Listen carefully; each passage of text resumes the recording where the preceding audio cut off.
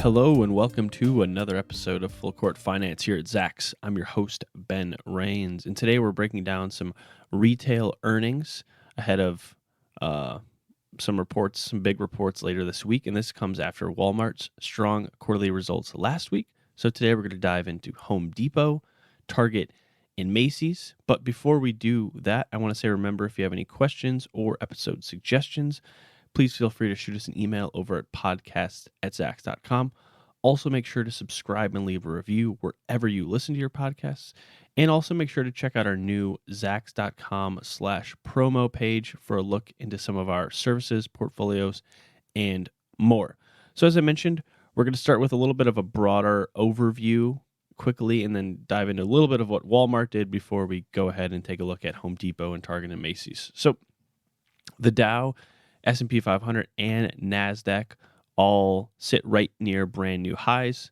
This is Monday morning, after closing at record highs on Friday amid a strong November so far. And this strength comes amid better than feared earnings results, the Fed's third interest rate cut, some solid U.S. jobs data, and then some continuing U.S.-China trade war progress, even though we have seen some setbacks as of late. And then on top of that, the National Retail Federation projects to have solid holiday shopping season sales, up from last year's a little bit of a disappointment compared to what they were calling for. And this is all happening while U.S. unemployment rests near 50-year lows. On top of that, the Commerce Department said this past Friday that retail sales climbed slightly in October, and this is after slipping a little bit in September. And now at this point, we have Q3 results from more than 460 of the 500 S&P 500 members. So that's over 92% of the index's total membership. And of these 462 companies, to be exact, earnings are down about 1.4% on 4.4% higher revenue. And overall, for the third quarter, our Zacks estimates are expecting quarterly earnings results to be down about 1.8% on about 4.2% higher revenues. And this is coming against some harder to compare periods, especially on the earnings front against last year. And we do expect growth to return on the bottom line in 2020. So now that we have some of that larger economic overview done with, I want to take a quick look at what Walmart did last week before we jump into the three companies we're going to break down today. So Walmart touched new highs Thursday morning after it topped our quarterly earnings estimates and saw its U.S. comparable sales jump 3.2%. And meanwhile, Wall Street was looking closely at its e-commerce growth, which continues to impress investors. Those sales surged 41% as the world's largest retailer continues to expand its digital and delivery offerings. This includes the rollout of its new, what it's calling Delivery Unlimited, which is essentially a grocery delivery membership that's now available at over 1,400 U.S. stores. And on top of that, Walmart has officially launched its in-home delivery in 3 U.S. cities, which they say reach over 1 million customers. And this, for those of you who don't know, Walmart's been teasing plans for some time now that they're going to do some in-home delivery, which is something Amazon's also testing out, which is an interesting service to say the least, where you give delivery drivers the ability to obtain entry to your house and drop off your various items inside your house. I don't know how popular that's going to be, but clearly these different companies, Amazon and Walmart, are both testing that out. And then on top of their Q3 strength, Wall Street was also excited that Walmart provided some positive guidance, and this comes amid U.S.-China trade war uncertainty. So the positive guidance certainly was a good sign, and this helped them see some longer-term earnings estimate revisions move up in a big way since they've reported. And overall, Walmart stock was up about 1% in morning trading Monday. The stock is now up 30% in 2019 in general, which crushes its industry's 16% average, and the S&P 500's 23% climb. So to put things in perspective, Walmart stock, as we mentioned, is up 30%, and Home Depot stock, which can kind of be seen as a proxy for its industry in general, which is that home improvement space, which Lowe's lives in as well, is up 40%. So they're up 10% higher than Walmart so far, which is well below Target's whopping 71% growth in 2019.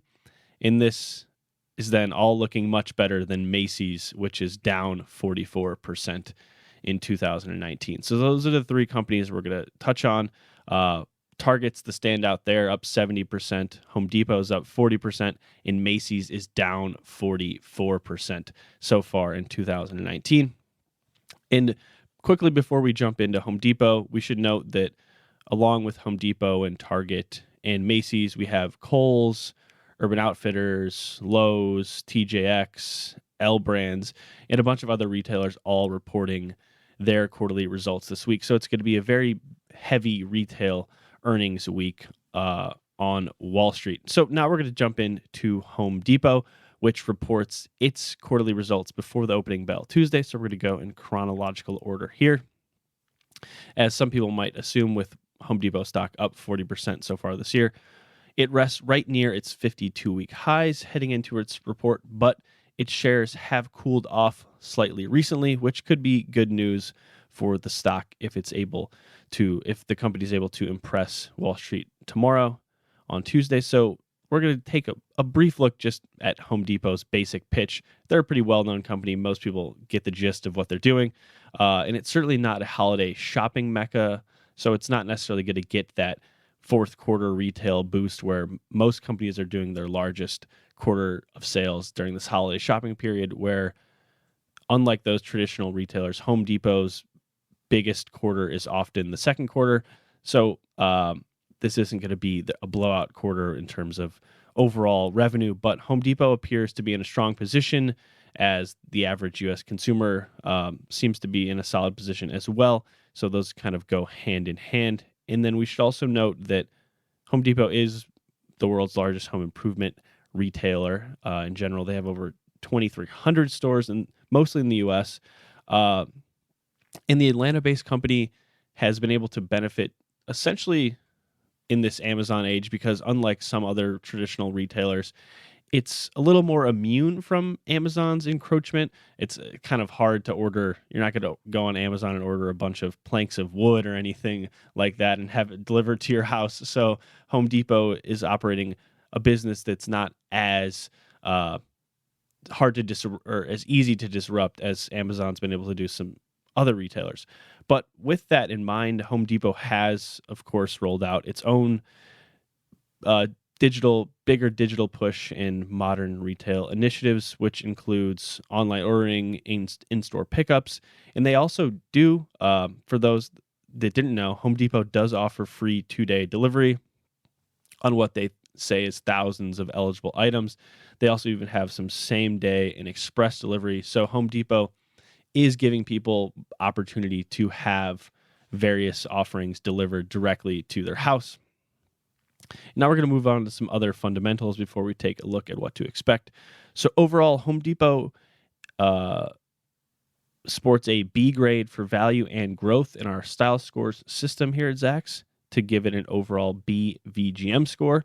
And we should note that Home Depot is part of our building and products retail industry, which currently rests in the top 13% of our more than 250 Zacks industries right now. So some solid numbers right there.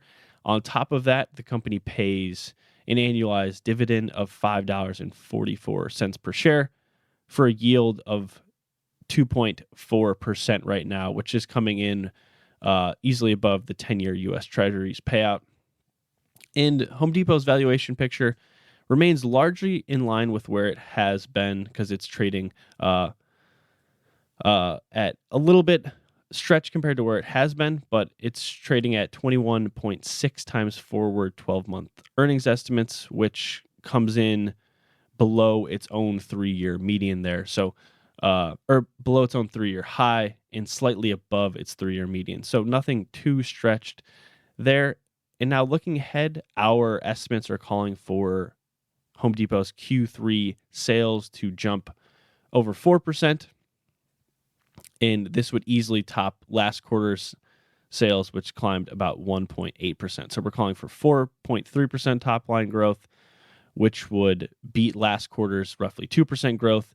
And this would easily mark the continuation of really impressive growth, because in the year ago period, the company climbed 5.1% on the top line during that quarter. So some impressive continuation of sales growth for Home Depot is what we're calling for.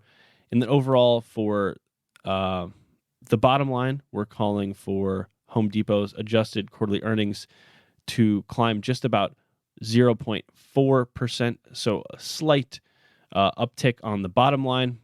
But this, we should note, is coming against a really hard to compare third quarter of 2018 when Home Depot's earnings were up almost 40%. So calling for 4.3% growth on the top line, about 0.4% growth on the bottom line, which both are marking continuation of impressive runs for Home Depot. And with all this said, Home Depot stock could be in for a little bit of a pullback if it fails to provide solid guidance just based on where it sits right now at the moment. But if they do give impressive guidance like Walmart did, with the fact that Home Depot stock has kind of moved sideways relatively recently, it could easily see a bit of a post-earnings pop. So definitely pay attention to Home Depot, which is set to report its Q3 results Tuesday morning. So now we're going to move on to one of Target's main rivals, or one of Walmart's main rivals, which is Target, that trades under the ticker TGT. So last week, Target stock got a little bit of a boost after Walmart's impressive quarter. So Target sits right near its own 52-week highs heading into its quarterly results. As we mentioned earlier, the stock is up 70% so far in 2019, and this includes a roughly 20% one-day jump, which came after it destroyed people's expectations in the second quarter. So Target has been on a really, really big run so far in 2019, especially since it reported its Q2 results earlier this year. And now, like we did with Home Depot, we're going to quickly just run down some of the basics of what Target's doing, even though in general most people understand Target's business.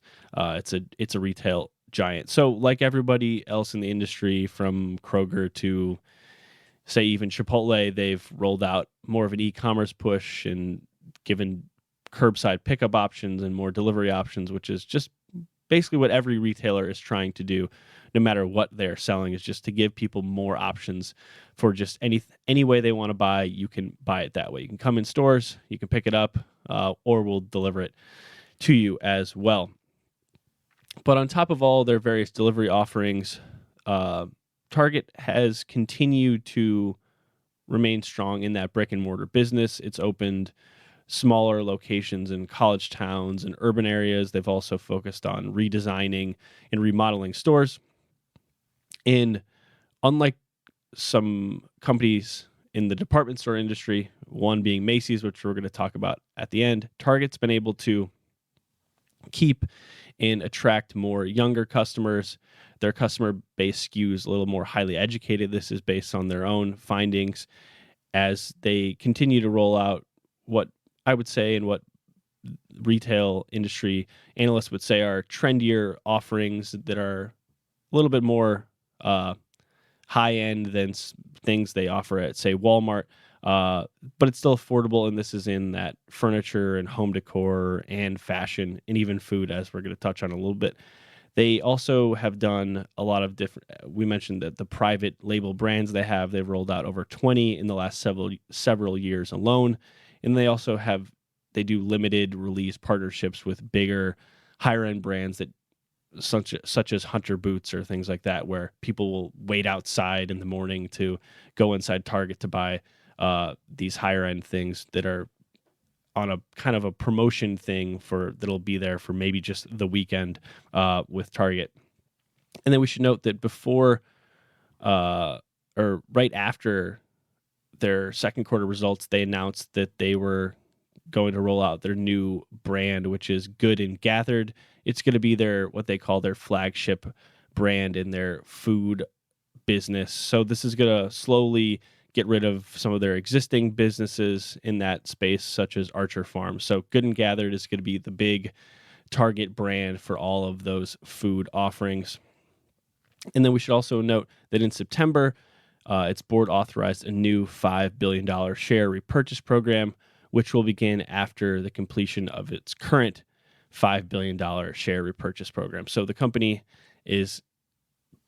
board is deciding that they see an opportunity here. They're going to continue to buy back shares, return some value to investors, and they see their shares clearly as somehow still value there as well.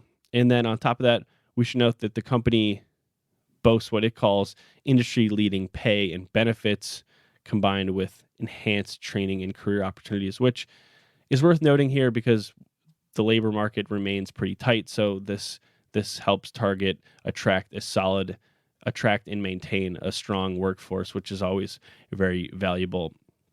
And on top of that, obviously they're paying people back through those big repurchase programs. They also have a dividend, which is paying an impressive yield of about 2.4% at the moment, which comes in above the 10-year U.S. Treasury.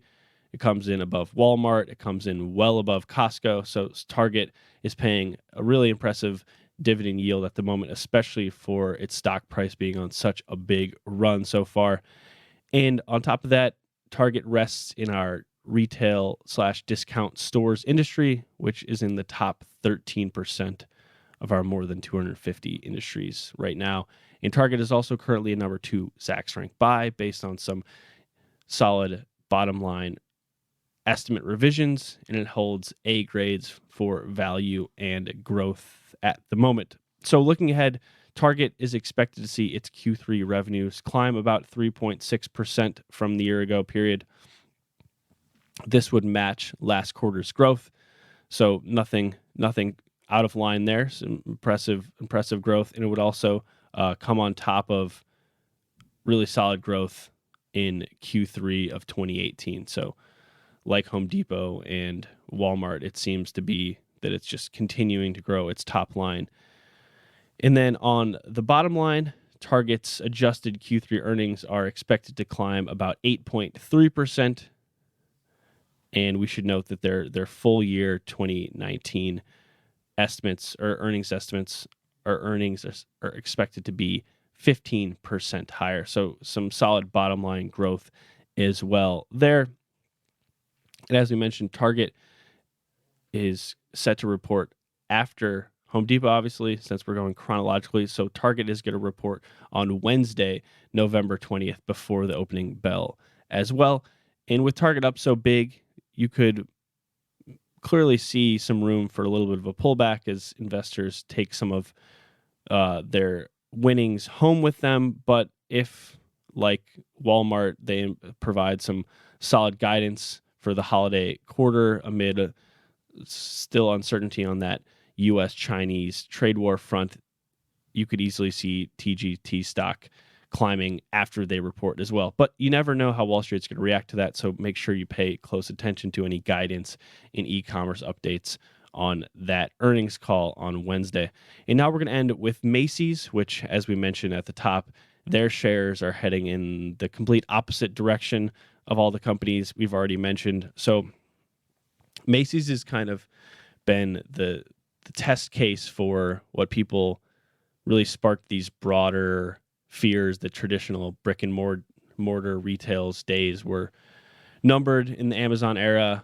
Macy's and other department stores have clearly not been able to inspire much confidence on Wall Street over the last several years, as their growth kind of seems to be disappearing as more and more people find new outlets to shop at instead of these once really mighty brick and mortar department stores. So in general, the basic question is, what's wrong with Macy's. It's nothing crazy. It's that they've tried to adapt in this e-commerce focused retail age through their omni-channel offering, which basically integrates their brick and mortar infrastructure with their digital business. The company also, for those of you who don't know, they own Bloomingdale's as well, and they also own Blue Mercury, which is a smaller part of their business. They've spent money on various initiatives with varying success, but they've really just found it hard to attract more users, or not users, more consumers in a retail age where brands can really just pop up seemingly overnight and find success reaching especially younger consumers on platforms across the internet. And this even includes the all too popular at this point Instagram. So Macy's struggles are really amplified in this kind of environment where there's more small retailers, especially online, grabbing more market share than ever. And we should also note that overall Macy's full year revenues fell 3 years in a row before it posted a marginal climb last year after it obviously had fallen 3 years in a row already. And the American malls continue to fade further and further. And then, as we've kind of alluded to with smaller brands popping up, there's also bigger companies that more than ever are focusing on their own direct-to-consumer businesses. This includes companies such as Nike. I mean, Lululemon has rose to prominence on Wall Street and in the retail age through largely their completely direct-to-consumer business. So this is another big reason why Macy's might continue to struggle going forward. We should note that, Macy's stock is down 72% in the last 5 years. And this compares against the broader retail industry's 80% climb. So they're down over 70% in the last 5 years, and the retail industry in general is up 80% during that time. So a big divergence in the last 5 years for Macy's stock there. So looking ahead, our estimates are calling for its Q3 revenues to fall about 1.7% from the year ago period, which would come in worse than the second quarter's decline. And we should also note that their comparable store sales are projected to fall about 1.2%. And this is after they climbed slightly last quarter.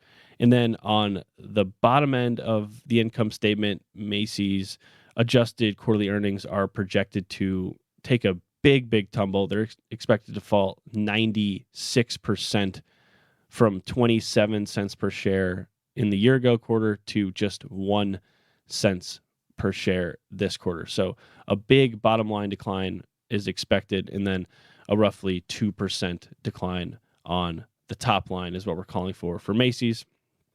And as we noted, their stock is down big. Macy's stock is down 50% over the last 12 months, 43% in 2019. Macy's is currently number 4 sell in our Zacks rank, and this is based on its recent trend of negative earnings revisions. And obviously, the company still does pay a dividend, but its yield is pretty artificially inflated based on its downturn.